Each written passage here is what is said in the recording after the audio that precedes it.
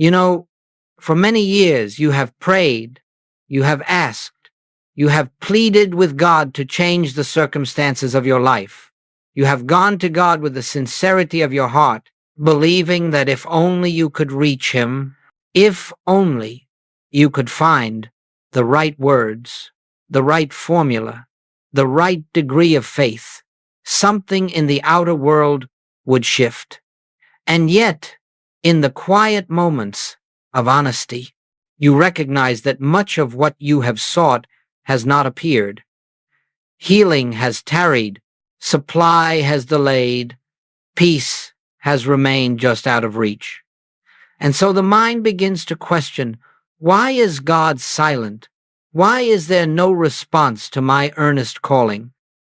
But I say to you, the silence is not an absence of God. It is the absence of correct approach. Not because you have done something wrong, but because for centuries humanity has been taught to look outward, to pray outward, to seek outward for that which is already the reality of their own being. We will begin here, at the very heart of the misunderstanding that has burdened the human race. For all this time, we have gone to God as though He were somewhere else, as though His presence were at a distance, as though we must reach up toward a far-off heaven to receive what we believe ourselves to lack. And so we beg, we petition, we try to convince God to intervene in human affairs.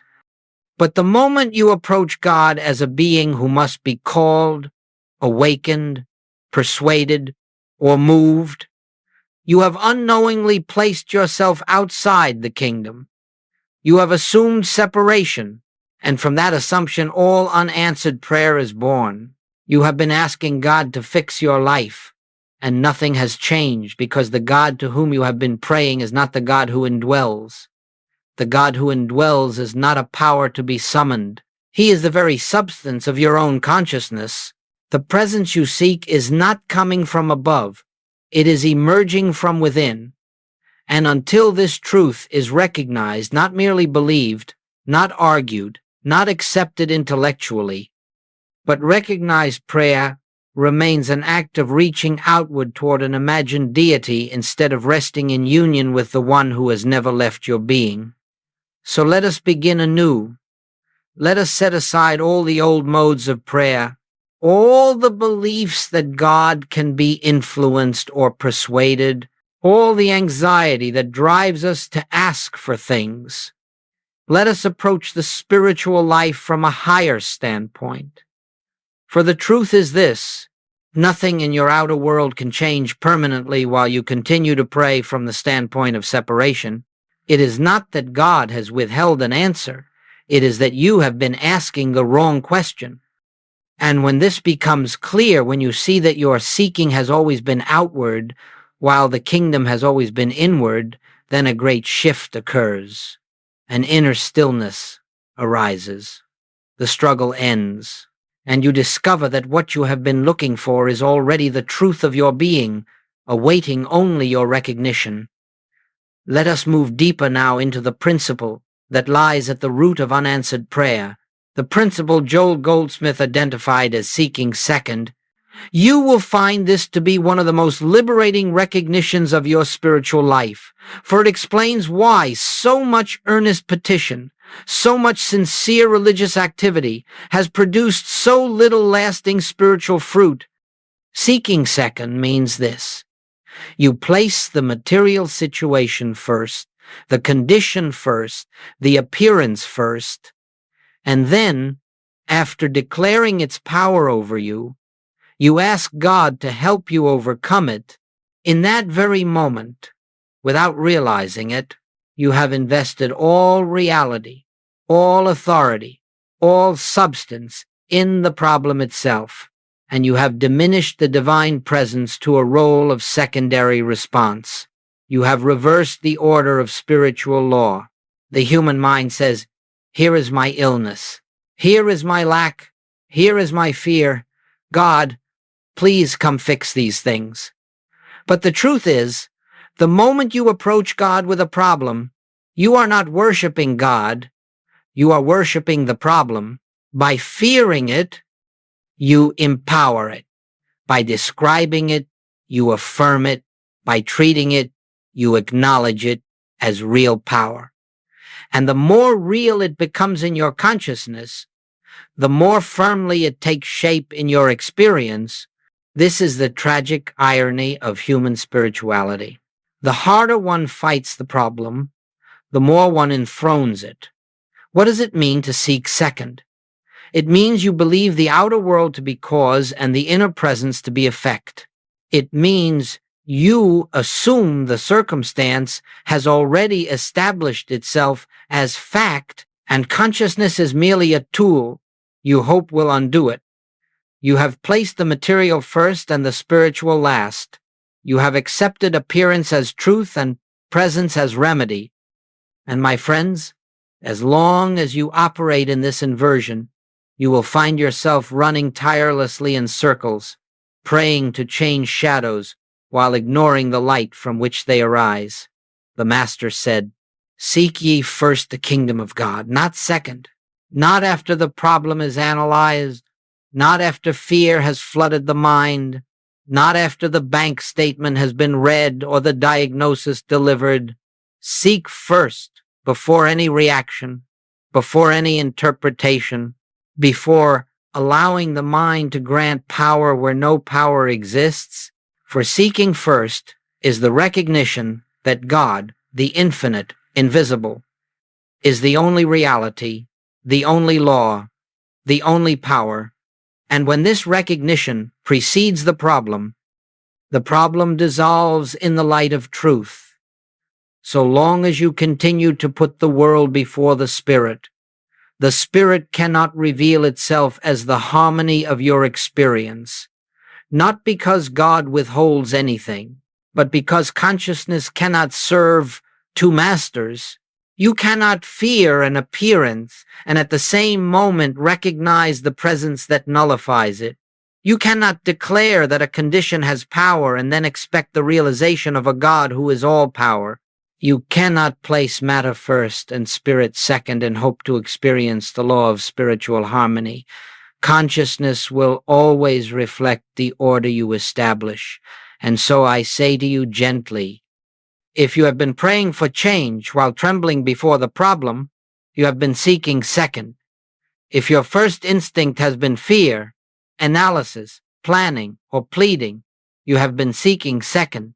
If you have allowed the world to define reality before turning to presence, you have been seeking second. But take heart, this is not failure, it is simply conditioning. And the moment you recognize it, the moment you begin to reverse the sequence of your inner life, the entire spiritual landscape shifts. You are awakening to the understanding that the kingdom must be sought first, not as ritual, not as obligation, but as the simple recognition that God is the only power there is, and therefore nothing in the world has authority over your being. This recognition opens the way for the truth that has always been present to reveal itself.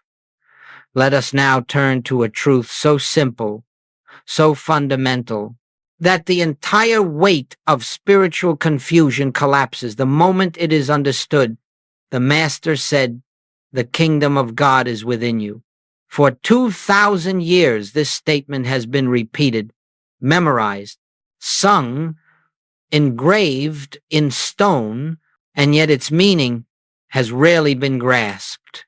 Humanity has continued to imagine a distant kingdom, a future kingdom, a heavenly kingdom, awaiting us beyond the grave, or granted as a reward for obedience. But I tell you, the kingdom of God is not a location, not a condition bestowed upon you, not an attainment reserved for the worthy. The kingdom of God is a state of consciousness, and consciousness is always here, always now, always your own. You see, the moment you treat the kingdom as a destination, you postpone it, The moment you treat it as a prize, you disqualify yourself from it. The moment you imagine it as something external, you bind yourself to separation. But when you understand that the kingdom is the awareness of God within you, then you see that nothing can withhold it from you. Nothing can delay it. Nothing can stand between you and the realization of your own divine heritage. The kingdom is not reached through effort. It is revealed through recognition. It is not something added to your life. It is the truth underlying your life. It is not a reward for good behavior. It is the nature of your being, and the only reason it has felt distant is that you have been taught to look outward when the Master pointed inward. You have been taught to pray to a God above when the Christ revealed a God within. You have been taught to seek divine intervention when the kingdom is the divine presence already functioning as your consciousness. Joel Goldsmith discovered, through years of deep silence and inner listening, that God is not a power outside the human experience. God is not a force waiting to be summoned or persuaded. God is the living presence at the center of your being, the spiritual essence from which your life flows. And the kingdom is the awareness of this presence. To seek the kingdom, then, is not to try to reach God, it is to become aware of the God who has never left you. When you meditate, when you sit in stillness without asking, without pleading, without pursuing outcomes, something remarkable happens. A quiet realization dawns. The presence you are seeking is the witness within you, the consciousness that observes, the stillness beneath thought, and as you recognize this, the sense of separation dissolves. The kingdom is no longer a hope. It becomes an experience. It is no longer a promise. It is a living reality. And what follows this recognition is profound. You no longer look to the outer world for peace, for supply, for healing, for direction. You no longer depend upon the shifting circumstances of human experience. Instead, you rest in the understanding that God is the source, the substance, and the activity of your being, and that the outer world is but the expression of inner realization. This is why all spiritual masters have insisted that consciousness is the foundation of life. For the moment you discover the kingdom within, the outer world begins to align with the truth you have recognized. Let us be clear. The kingdom is not a future event. It is not waiting to appear when conditions are right. It is the eternal presence of God in you, as you, expressing through you. And this truth becomes visible the moment you stop seeking God in the world and begin recognizing God in consciousness. When you cease asking and begin acknowledging, when you cease striving and begin resting, when you cease treating and begin recognizing, the kingdom stands revealed in the only place it has ever been within you, as the very light of your being. Now that we have established that the kingdom is a state of consciousness and not a distant reward, we must understand why the long, weary path of asking God to fix our lives has borne so little fruit. This is not because God has been inattentive, nor because he has withheld anything, nor because you have been unworthy or insufficient in your prayers. No, none of these are the cause. The true reason is far simpler. The moment you ask God to change an external condition, you have already accepted that condition as real power. And when you treat an appearance as reality, you bind yourself to the appearance you hope to escape. Let us look at this plainly. When you say, God, heal this body, you are declaring that there is a power called disease which God must come and overcome. When you say, God, supply my need, you are acknowledging lack as an established fact which requires divine intervention. When you say, God, protect me from danger, You are affirming danger as a force that can threaten you. And as long as you live from this standpoint, granting power to appearances, your prayer cannot be answered because your consciousness has already enthroned the problem. Joel Goldsmith said often, "The moment you fear an appearance, you have given it the only power it has. And likewise, the moment you ask God to remove an appearance, you have consented to its reality." Prayer, in the human sense, becomes a battle between two powers, the power of the condition and the hoped-for power of God. But God does not function as a power to overcome. God is not in the business of destroying disease, erasing lack, or correcting the world's conditions. God is the spiritual essence that reveals there is no power in the appearance to begin with.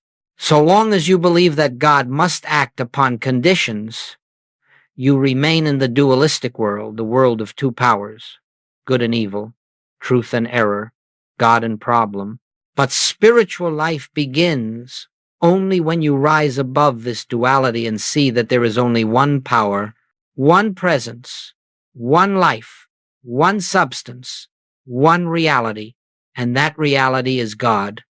When this is recognized, appearances lose their seeming authority, and harmony begins to unfold without struggle. Understand this. Asking God to fix an issue makes God a servant of the problem. It implies that the appearance speaks first and God responds second. But spiritual law does not function this way. The infinite invisible does not react. God does not come and go. God does not mend what is broken in appearance. God reveals what has always been true behind the appearance. This is why so many have prayed fervently and found no lasting change. They prayed from fear. They prayed from belief in two powers. They prayed to alter shadows rather than to recognize the light. They prayed to change the picture on the screen rather than awakening to the fact that the screen itself is untouched, unaltered, perfect. When you understand that prayer is not an attempt to persuade God to act, but a willingness to recognize the presence already functioning, everything changes when you cease asking and begin acknowledging, when you cease pleading and begin resting, when you cease describing the problem and begin realizing the truth. Then prayer becomes effective not because God suddenly responds, but because you have withdrawn your faith from the appearance and returned it to the infinite presence. Do not be discouraged if this feels unfamiliar. You are undoing centuries of habit. But as you begin to see that God does not operate in the realm of changing conditions, you will discover a new form of prayer, one that does not beg, does not strive, does not fear, and does not attempt to make something happen, a prayer that recognizes God as the only reality, and in that recognition, the false appearance dissolves like mist in the presence of the sun. Now we come to a sacred point in our journey, a turning point so profound that once you cross it, your entire spiritual life changes direction. This is the moment when prayer ceases to be a request and becomes a recognition. When you stop asking God to act and begin acknowledging God as the only presence that already is. When you no longer look outward to a power that intervenes, but inward to a presence that expresses. This is the transition from human seeking to spiritual awareness. It is the point at which your prayers begin to bear fruit, not because God has suddenly begun to respond, but because you have aligned yourself with truth. Let us examine what it means to recognize rather than request. When you request, you believe something is missing.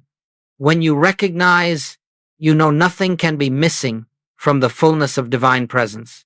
When you request, you believe God must give you something. When you recognize, you understand God is the something itself, the substance of every form, the life of every expression. When you request, you affirm lack. When you recognize, you acknowledge completeness. This is why Goldsmith said that one moment of realized truth is more powerful than years of petitionary prayer. Recognition is not an act of will. It is not a mental effort to convince yourself of spiritual ideas. It is simply the quiet turning of awareness toward what is already true. It is the inward statement, gentle, unforced, God is here. It is the breath of realization that says, the presence that I am seeking is the very presence of my own being. It is the remembrance that God is not a visitor, but the ground of consciousness itself. Recognition is the mystical opening through which truth shines of its own accord. Joel Goldsmith described recognition as beholding the truth, not declaring it, not affirming it repeatedly in an attempt to imprint it upon the mind, but beholding it, letting it reveal itself as if a veil quietly lifts. For the truth does not need your effort to make it true. It needs only your willingness to perceive it. And what is it that we recognize? We recognize that God is the only power. We recognize that spirit is the only substance. We recognize that life is infinite and whole. We recognize that the same presence that animated the prophets, the teachers, the mystics, is the presence that animates you. We recognize that the kingdom is not something we hope to achieve, but something we awaken to. This recognition removes the need for God to fix anything, for God is not a repairman of appearances. God is the truth behind appearances, and the moment truth is recognized, the appearance changes of itself. Imagine, for a moment, a shadow cast on the wall. You may fight the shadow, plead with it, try to shape it, fear it, or ask someone to remove it, but none of that touches the shadow at all. When you turn toward the light, the shadow dissolves without struggle. It is not removed by effort. It is replaced by recognition. So it is with the conditions in your life. They are shadows of consciousness.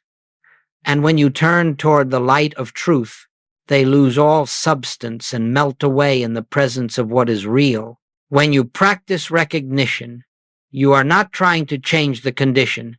That is seeking second. You are beholding the truth of God's presence where the condition appears to be. You are acknowledging spirit in the midst of the appearance, and that simple act, quiet, still, sincere, opens the way for the infinite invisible to reveal itself. This is why Goldsmith insisted that spiritual healing is never the changing of the body, but the changing of consciousness about the body. When consciousness shifts, the appearance follows. You must understand, recognition is not a technique. It is not a method to get results. The moment you use it to change something, you fall back into request. Recognition is the acceptance of what already is. It is the release of all effort. It is the resting in divine completeness, and it is from this resting that harmony unfolds, not because you made it happen, but because truth expresses itself when you stop interfering with it. When you move from request to recognition, you transition from trying to live a spiritual life to actually living one. And in that moment, you enter the true beginning of mystical realization. We now arrive at the heart of the spiritual life, the point at which truth moves from concept to experience, from belief to realization. It has been said that truth sets us free, but only realized truth, not intellectual truth, not memorized truth, not theological truth. Only the truth you experience within your own consciousness becomes the law of your being, and for this reason, Joel Goldsmith devoted his life to a single essential practice, the practice of the presence. Now, you must understand, the practice of the presence is not a technique in the human sense. It is not a formula to follow. nor a method to achieve results. It is the conscious turning of one's awareness toward the divine presence that is already within. It is the willingness to be still long enough for God to reveal himself. It is the shift from thinking about God to being aware of God. This is the essence of spiritual living.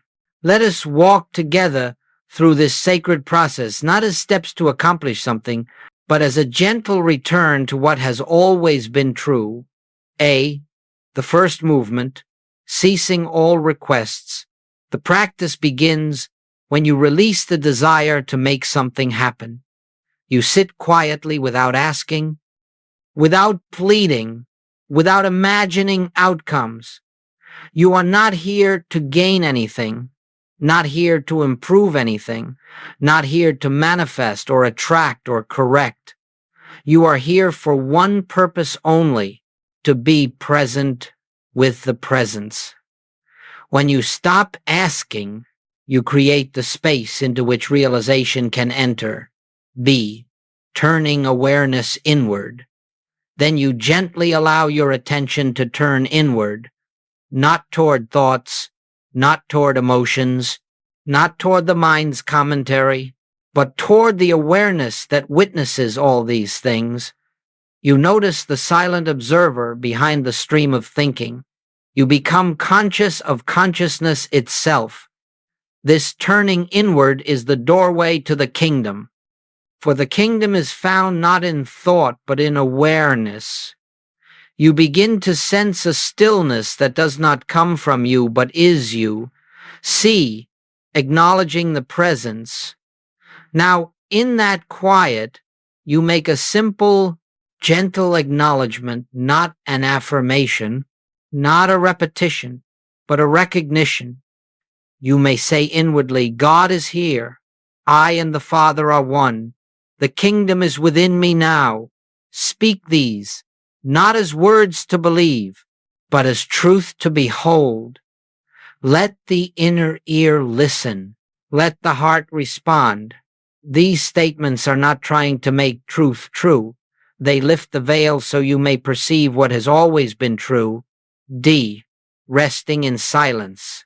And then you rest. You do nothing. You hold no intent. You seek no sign. You simply remain present to presence. This is where the mind may try to intrude, but you need not resist it.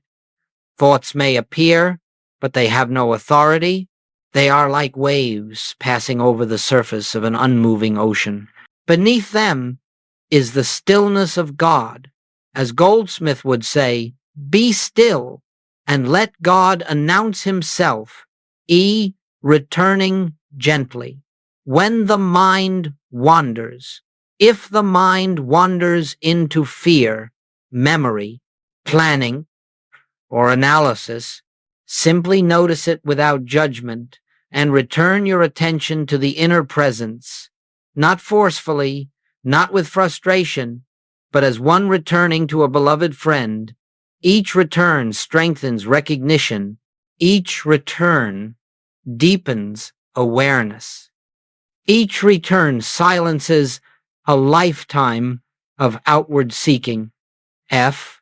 Allowing, not forcing. At this point, something begins to happen, not through your effort, but through your surrender. A subtle shift, a softening, a sense of peace that does not come from external conditions. This is the activity of the infinite invisible. This is the presence revealing itself. You are not causing it, you are allowing it. And this allowing is the essence of spiritual living. G. Realizing the nature of prayer. In this state, prayer is no longer request. It is communion.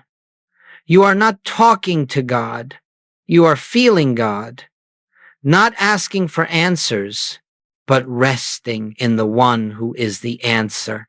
Not seeking signs, but abiding in the presence from which all signs arise. This is the prayer that heals, the prayer that supplies, the prayer that harmonizes, not because it changes the outer world, but because it reveals the truth of the inner world, carrying the presence into daily life. And when you rise from this silence, you do not leave the presence behind. You carry it into actions, conversations, decisions, challenges. You pause before reacting. You listen inwardly before speaking. You acknowledge God before engaging with the world. This transforms ordinary moments into sacred ones. It is not the length of the practice that matters, but its sincerity. For even a minute of realized presence can change the atmosphere of an entire day. This, my friends, is the practice of the presence. Not a technique, but a way of being. Not a ritual, but a life lived from the awareness of the kingdom within. And the more you rest in this inner realization, the more you discover that God is not something you find. God is what you awaken to. Let us now explore a truth that stands at the center of all spiritual demonstration. A truth so simple that the human mind almost always overlooks it. The outer world, your health, your finances, your relationships, your circumstances is not the cause of your experience. It is the effect of your state of consciousness. You are not living in a world that acts upon you. You are living in a world that reflects you. And because of this, the moment consciousness changes, the outer conditions must, by law, conform to the new recognition. This is why Goldsmith declared again and again, consciousness is cause, appearance is effect, and until this truth is understood, one will continue to wrestle with shadows, treating conditions as though they possess power. But when you realize that every condition is but the projection of a belief, a fear, or a recognition of truth, you step into the realm of spiritual authority, not authority over people or things, but authority over the illusion that anything external can govern your life. Consider this.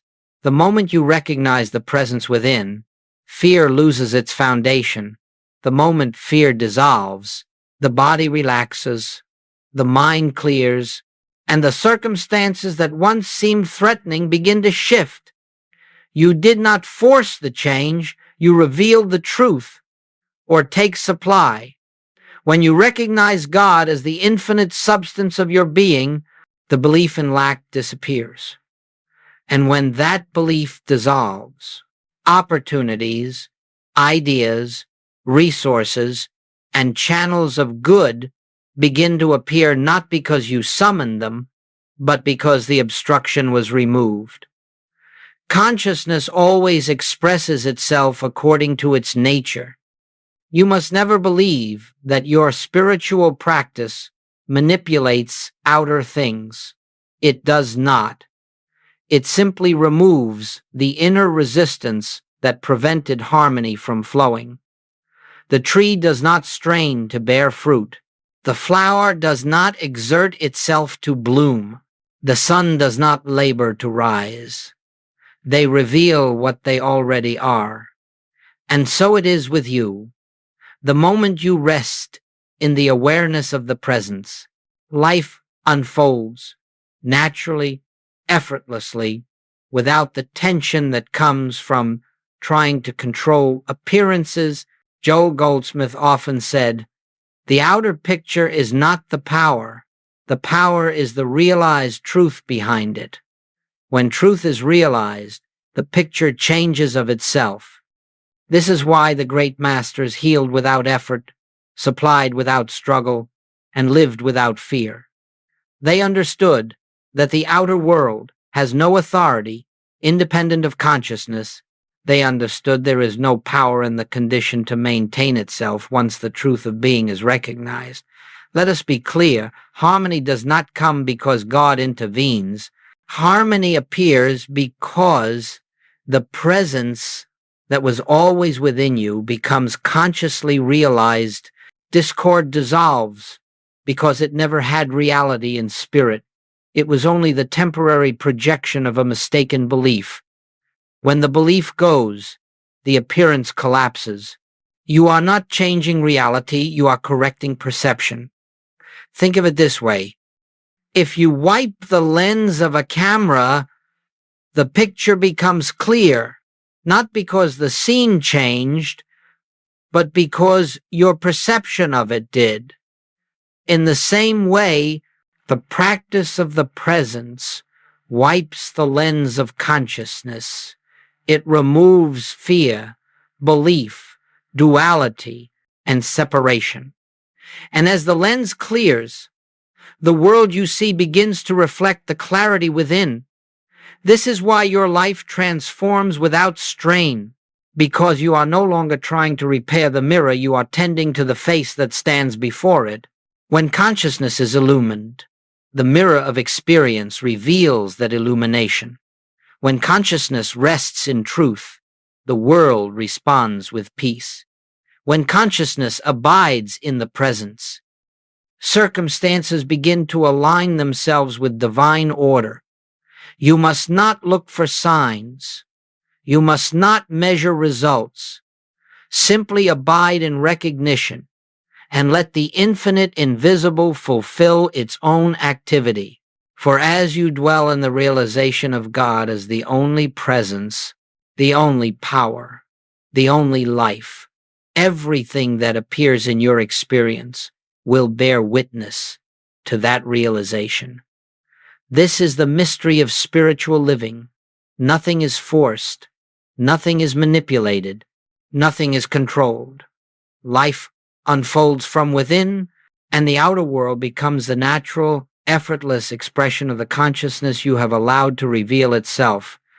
Now, let us consider how this recognition, this awareness of the presence, takes form in the movements of daily living.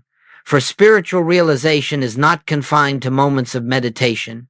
It is not something you visit briefly in the morning and abandon once the affairs of the day begin. No, spiritual living is a continuous awareness, a quiet remembering, a gentle abiding in the truth of God's nearness. The practice is not complete until it is carried into the very places where you once felt fear, anxiety, conflict, or confusion. It is here, precisely here, that recognition must become your foundation.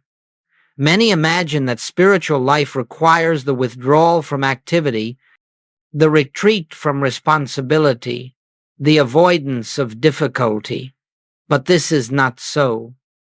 The true test of realization is not what you experience in stillness, but the consciousness you carry into the ordinary moments when you wake, when you work, when you speak, when you respond to challenges.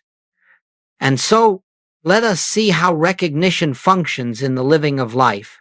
Before you check your phone in the morning, you pause. You remember, the kingdom is within me now. Before you respond to an email, you pause. You remember, God is the intelligence of this moment. Before you speak in a difficult conversation, you pause. You remember, the presence within me is the same presence within the one before me. These brief pauses, these quiet acknowledgments, are not interruptions in your day. They are the very substance of spiritual living. Joel Goldsmith called this practicing the presence, not as a technique, but as a way of being. It is the steady recognition that there is an invisible activity going before you, preparing the way, harmonizing relationships, guiding decisions, unfolding supply, healing the body, and expressing itself as the fullness of your life. And when you acknowledge this, even for a moment, the anxiety that once governed you begins to dissolve. Life will still present challenges. Appearances will still come, but your response to them will be transformed. In the past, you reacted, you hurried, you feared, you planned from the mind. Now, you pause, you listen, you turn within, and from that inner stillness, an inspiration arises, not from personal effort, but from the infinite invisible. This is the beginning of a life lived not from the human sense of self, but from the Christ within. What does this look like in practical terms?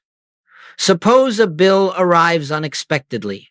The old reaction would have been fear, calculation, worry, but now you pause. You close your eyes briefly. You turn within and acknowledge God is the substance of all form.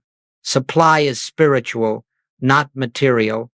And in that moment, you withdraw the power you once gave to the appearance.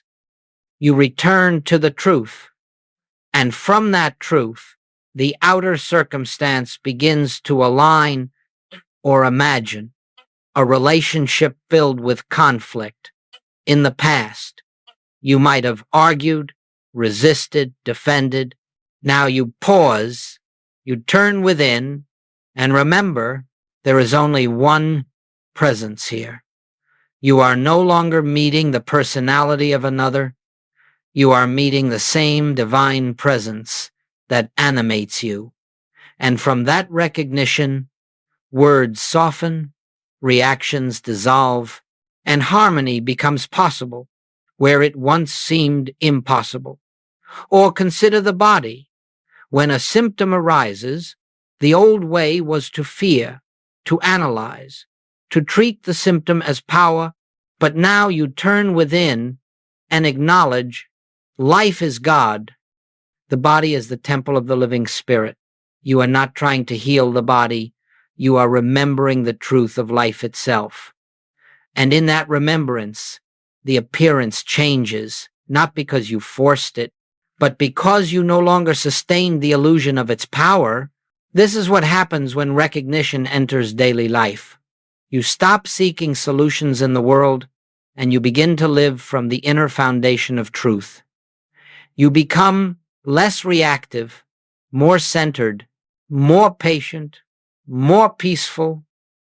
Decisions become clearer, actions become inspired, relationships become gentler, circumstances lose their power to disturb you. You begin to sense an invisible rhythm, a divine harmony carrying you through the day. The entire world may rush, panic, strive, and compete, but you will move with a different consciousness because your awareness is no longer anchored in appearances. It is anchored in the presence that never leaves you. And as this recognition becomes natural, you will find that your life reflects a peace the world cannot give and cannot take away. This is the fruit of spiritual living, not perfection, not a life without challenges, but a life grounded in the unshakable realization that God is the only presence, the only power, the only reality, and that this truth is expressing itself through you in every ordinary moment of the day. We have traveled together through a great unfolding, a shift from outward seeking to inward recognition, from petition to presence, from fear of appearances to the realization of God as the only reality. And now, as we bring this time of sharing to its close, I want to speak to the deepest part of you, the part that has felt the stirring of truth, the quiet resonance that says, yes, this is the way. For this entire teaching has not been about adding something new to you. It has been about revealing what has always been true of you. You have not gained a truth, you have remembered one. You have not discovered a new God, you have recognized the God who has lived within your own consciousness from the beginning, and you have not been invited into a spiritual path of effort or striving. You have been invited into a way of being that is natural to your soul. You have spent years asking God to fix your life, and now you begin to see why nothing changed in any lasting way. Because God does not fix appearances, God reveals reality. God does not alter the picture on the screen. God awakens you to the light that dissolves the illusion of the picture. And once you understand this, your entire approach to life shifts from fear to trust, from effort to rest, from seeking second to seeking first. I want you to hear this clearly. Your transformation has already begun. It began the moment something within you responded to truth. It began when you realized that the kingdom is within you. It began when you sensed even faintly the presence that does not come and go. It began when you felt the peace that arises not from improved circumstances, but from the recognition of God as the substance of your being. You do not need to perfect this practice. You do not need long hours of meditation. You do not need to force stillness. You need only a sincere willingness to remember, to pause, to turn within, to acknowledge God before the mind rushes to meet appearances. One moment of genuine recognition outweighs many hours of mental striving. One breath of realized presence can do more than a lifetime of petitionary prayer. And so, as you leave this teaching and return to the flow of your day, know this: you are not going back to the old way of living. You cannot, for once truth has been recognized, even dimly, it begins to work within you. It begins to dissolve the patterns that once held you captive.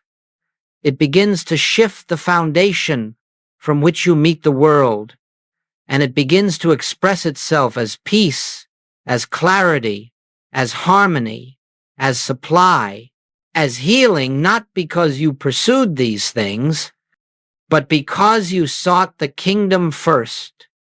Let this be your quiet commitment, not an effort, but a remembrance. Before you respond, pause. Before you fear, turn within. Before you judge, acknowledge the presence. Before you analyze, recognize the truth. Before you seek solutions in the world, seek first the kingdom. This simple remembering will open doors you could never open through effort.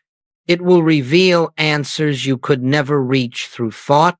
It will lift you into a consciousness in which life unfolds with grace rather than strain. And as this awareness deepens, you will discover the meaning of the Master's promise. All these things shall be added unto you. But they are added not because you ask for them. They are added because you have discovered the source from which they flow. So I say to you now, rest in the presence, trust the invisible, live from the kingdom within, and let the truth you have recognized today become the quiet light that guides every step of the path before you.